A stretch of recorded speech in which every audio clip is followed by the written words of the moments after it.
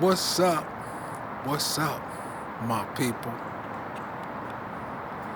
You are now in tuned in another episode of Mental Telepathy's Arena. And I am your host and lyrical genius, baby, Black Titanium. And we're going to delve off into the show, man. I want to give a shout out to a lot of people, but if I give a shout out to them, know that they might get killed by the feds. True story. That's how my life is, man. Deadly game of espionage. Real talk. And speaking of the game of espionage, today's show is going to consist of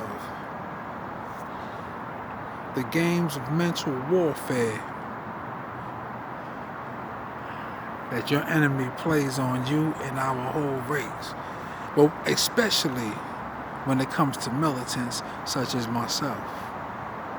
Yeah. So I gotta educate the youth. Because not that I really have to. Not that I'm standing here saying, please listen to my pleas. Please listen to my cries. Nah, nigga. That's not even the case and scenario. I'd rather die on my feet before I live on my fucking knees. I'm just trying to educate the youth so they can wake up, because as we are moving into a whole new phase of life, where life as you used to know it no longer exists, nigga, we are caught up in a shitstorm that seems only to get worse in the very near future, coming to a hood near you. But you didn't hear that from me. That's just between me, you, and the world. Don't tell nobody else. But I'm still, like I said, I'm still out here in the struggle. I'm still a militant. I'm still single, you know. Yeah, I'm still single black man. You know why? Because I'm that by choice. See, a lot of people will be like, yo, man, that nigga can't get no motherfucking chick. That nigga ain't getting no motherfucking chicks.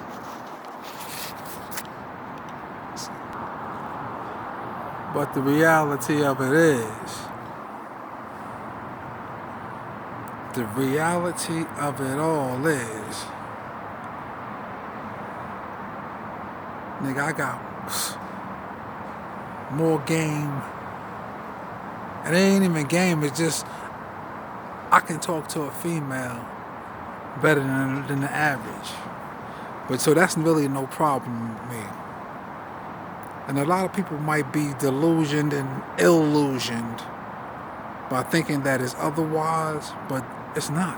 A lot of these chicks be wanting to get with a nigga, man. A lot of chicks are being threatened by these rapo pedophile ass niggas. Yo, if you fuck with that nigga, I'm telling you I don't like that nigga, man. Please don't like that nigga. You better not like that nigga. You better not like that nigga. Real talk.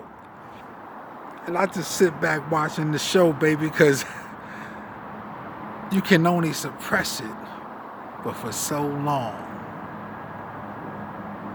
You can only address it for so long. So I say that to say this. When we move into the game of psychological warfare, when it comes to the militant, when the feds are moving in on its target, when they target people like me, I'm going to tell you one of their favorite tactics to kill a black man.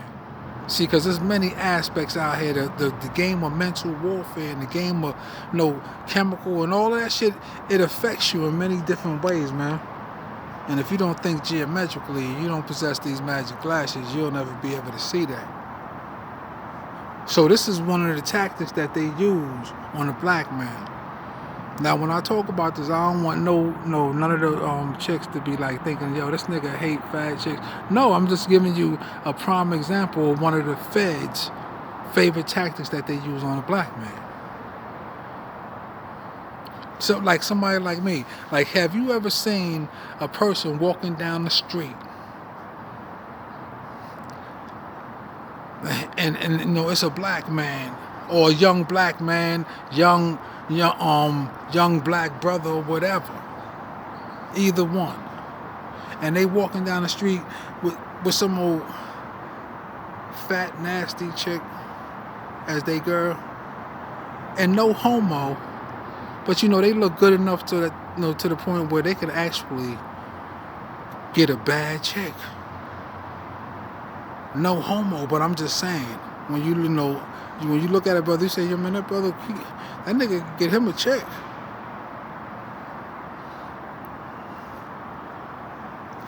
That comes from, many of those cases come from, the games that a lot of our black brothers are not aware of, man. So we could get caught in that trap in two ways. We could either be a nigga who want to be a player, or you could get caught in that game as a nigga who's a militant. And usually they use that game on the militant. So this is how the process go, because you got to understand, when they target the militant, this is how the reason why they would actually target a militant as far as harassment goes and shit like that is because of the fact that that militant might be alienated, or they might have that militant isolated from his people. They might have him isolated from everybody else to the point where they can play the game of cat and mouse. So I'm talking about within the game of cat and mouse, what they would do, they would tell all the black chicks who are already in with them, most of the 80% of the black chicks are already with the white man. They don't belong to the black race no more. So he would tell them, don't fuck with that nigga right there, don't get that nigga. Or he would tell the gang members to scare the bitches, you better not fuck with that nigga. Please don't like that nigga. Yo, man, don't like him, please. I'm better.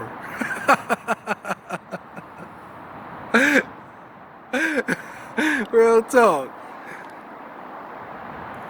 So basically, they, due to the fact that women are more, or scarier than men, they actually, they force, because they can't overpower no man. So basically, the threats get to them. They can't really fuck with it. Whatever the case, that's one case of scenario. And the other case is that the feds will send their snitches, the gang members, to scare niggas in the hood, to slander you. And then when you get isolated, all the bitches is unspoken rules. Don't fuck with that nigga. Don't speak to that nigga. Don't give him no rap. Because they trying to do two things. They trying to train you not to want to talk to chicks anyway. That's first of all, they're trying to train you not to want to talk to chicks. Because they already know, they know what you look like. They know just as well as I look in the mirror and I can see a motherfucking handsome, intelligent king.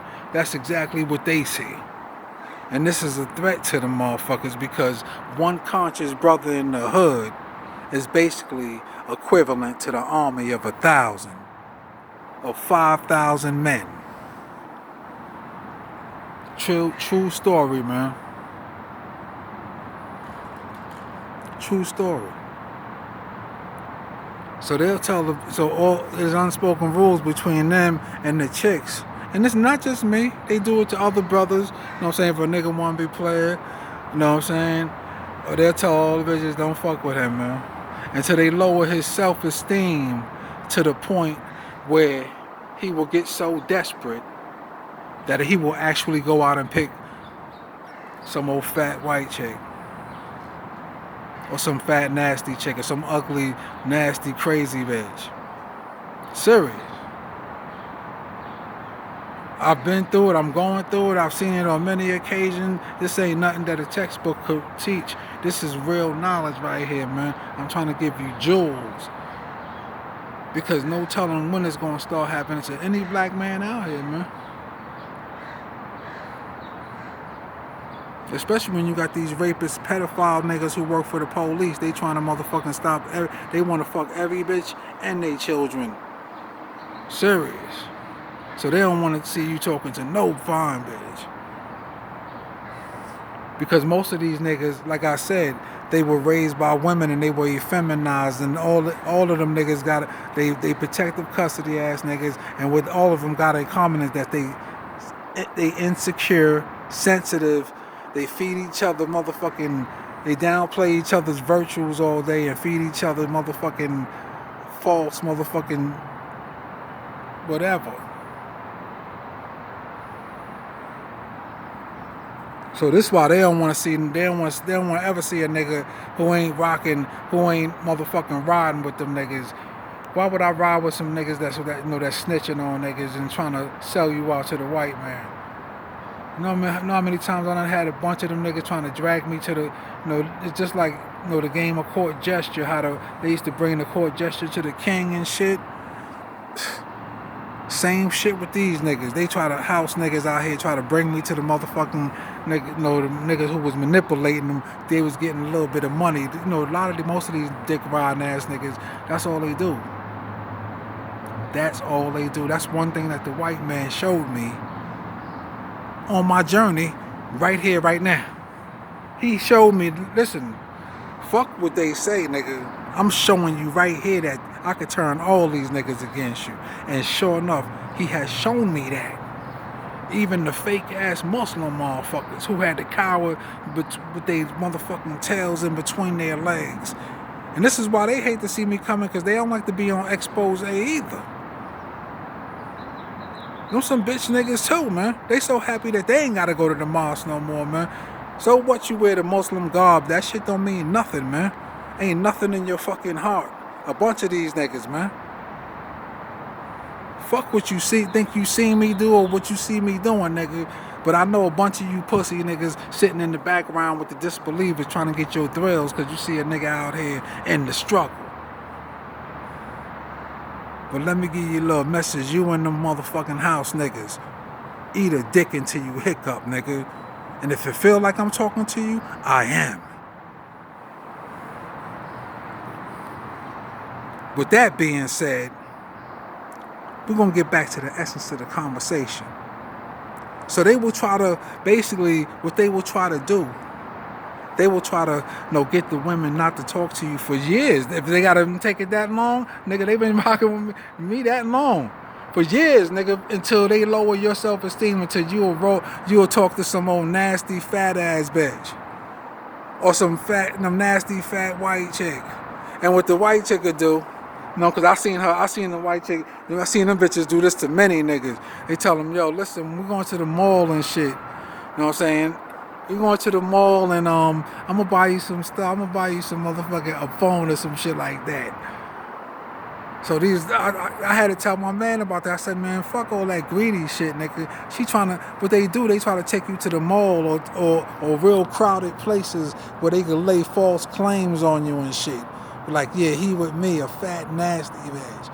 And when you walking down the street, niggas like, and even if they don't want to admit it, not in this society right here, because in the Pacific Northwest, they got all these motherfuckers, they force all these black motherfuckers to gravitate to other cultures. Because if you can't unite with each other, what the fuck you gonna do? Yeah. So what they'll do, they'll take the nigga to the mall and they'll hold the nigga up as a trophy. Or they'll walk the nigga around crowded neighborhood where it's a block party or some shit, some function shit, and they'll walk you around there, and niggas, as you walking around, niggas will be like, I'm talking about in the hoods I come from, New York, LA, All big cities where niggas be like, yo, how the fuck he get with her?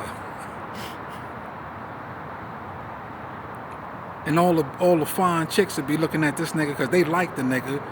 Because like I told you, he don't look bad, no homo, but he don't look bad. He to the point where he could get him a fine chick. So all the fine chicks are looking at this nigga like, how the fuck she get with that nigga? So they want to fuck her up. The bitches, they catty bitches. And those niggas are laughing at this nigga like, yo, man, what the fuck is this nigga doing? But they already know, they all know the game that was played on you because they participated with the slave master. You feel me? See, these are the games that we got to be aware of, man. We got to be aware of. Because what we don't understand, man, is how detrimental this shit is to our race. But back to the essence of the conversation, as the nigga, as he picks the white chick, or she picks, or the white chick picks the black guy. It's never really a love relationship.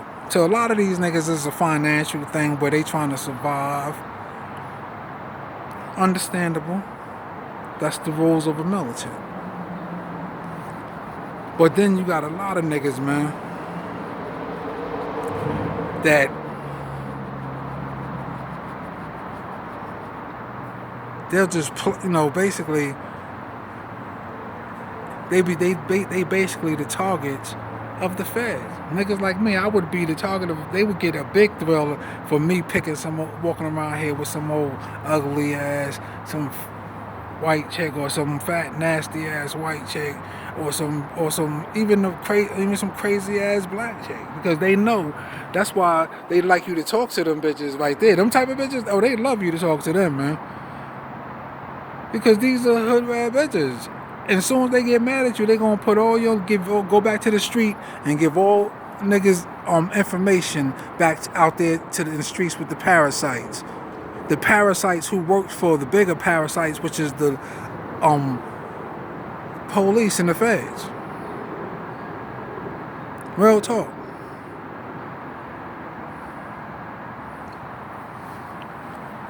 So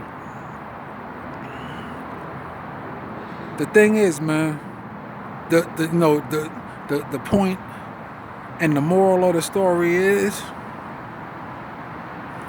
you got to beware of that psychological tactic that these white people will use on you, man. Because, like I said, they got many soldiers on their side who's going to help them. And we're dealing with a race. The race that helps them is we're dealing with a race who is the only race in the history of the world. In the history, I don't give a damn, for a million years ago, the only race who has been targeted for extermination, and they participated in their own destruction. They have done the most destruction to their own race. That's the crazy part. This is the crazy part.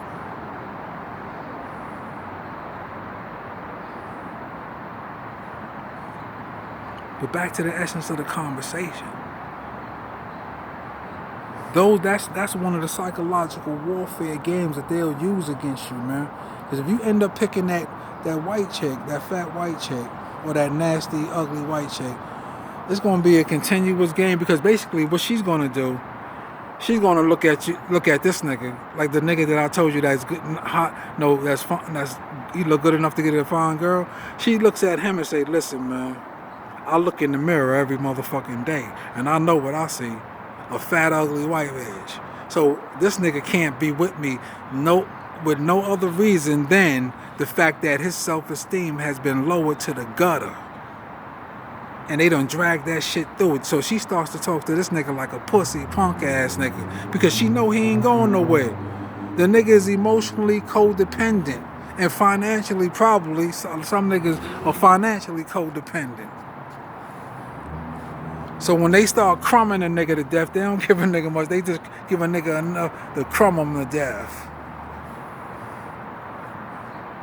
You got to beware of these psychological games, man, that they play on you, man. Because it's never, all them niggas that you see with them white chicks or with these fat nasty, that shit ain't no motherfucking relationship. That shit is a slave to master relationship. White motherfuckers don't love them. They love what the fuck you could do to them in bed. And they love if you nigga got paper. Trust me, if I came into $1 billion right now, man, I'll be the most handsome nigga on earth to these chicks out here. But like I said, I'm not complaining, baby. You want to know why? Because God's wrath is upon the universe. Yeah.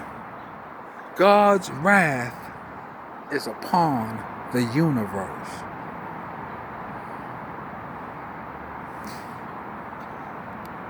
So when these niggas walk around like petty, feeble-minded ass niggas trying to get their little thrills off, talking about what they gonna do to me, talk about the little bit of money I got, these niggas don't even understand that the fucking game is almost over. We at the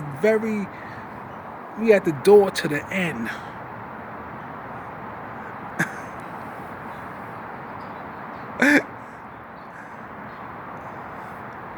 We are at the door to the end. But they got so much faith in the white man, who they think is really God. Because like he put on a dollar bill, in God we trust. So they think that this nigga's really motherfucking God.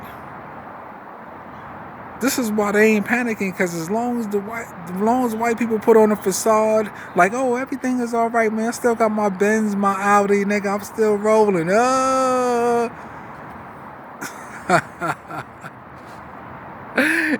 Them niggas will go out in a facade. It's just like the movie Titanic, when you see the motherfucking two niggas on the motherfucking boat, when the boat was sinking, that shit broke in half.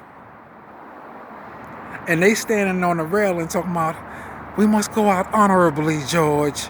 Let's play our very last song. The boat is sinking, and these bitch niggas is about to die.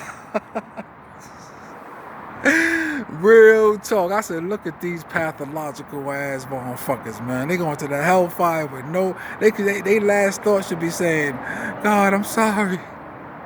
They not even going to do that. They ass just going. They already know where they going. They already know where they're going, man. But meanwhile, back to the essence of the conversation of the youth. Y'all have to understand the tactic that I've given you. Take this jewel, man, and remember one thing if you can't remember two. Or remember two things if you can't remember three. Never fear the one who can lead you to the hellfire, but fear the one who can put you in it and leave you there. And in the words of the great late Malcolm X, who once said, be careful of what type of media you listen to. Be careful of what type of media you listen to. Be careful of what type of media you listen to. Whether it's the news, whether it's social media, or whether it's just a nigga whispering in your ear. Because it could have you hating the oppressed and loving those who are doing the oppressing. True story, man. And this is what you gotta understand. So this ain't a time for fear or none of that other shit. I'm just giving you a tactic of how they'll play you, man, out here, man. That's why you don't see me around here with no chicks, none of these, because I refuse to go out with one of these hood rat Which is all they gonna do is sell you out. You might as well, nigga, you'll have a better time smoking crack than to put a hood rat on your team. Cause all she gonna do is put all your, like I said, take all your motherfucking, everything you doing out to the parasites. If she ain't reporting to the police, but they will be reporting to the police and the feds, and they'll be reporting. Hey, I'll ask what that nigga doing up in there, and she'll tell them niggas. You don't want to make none of them hood rat bitches, because most of these bitches up under the rapo pedophile ass nigga. That's what's so ironic about it. They are forced to worship the very motherfuckers who did them dirty. But yet they come out the gate acting bitter at a nigga like me, like I'm the one who a nigga that came to the door, knocked on the door with a gun, and kicked the door open and put it to their head, and dragged them fat nasty chicks to the motherfucking refrigerator and stuffed all the food down their throat and said, bitch, you better eat all this shit. Put the gun to their head and say, eat everything. No, that wasn't me, man. Whenever I come through, man, I'm coming through peaceful. And that's, I guess motherfuckers, they can't, they hate to see that shit. Because when you're dealing in an evil society, a godless society, that's how the devil, but that's what the devil feeds off of. Anger, confusion, and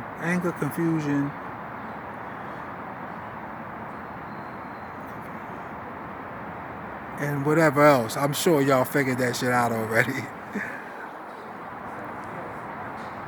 But with that being said,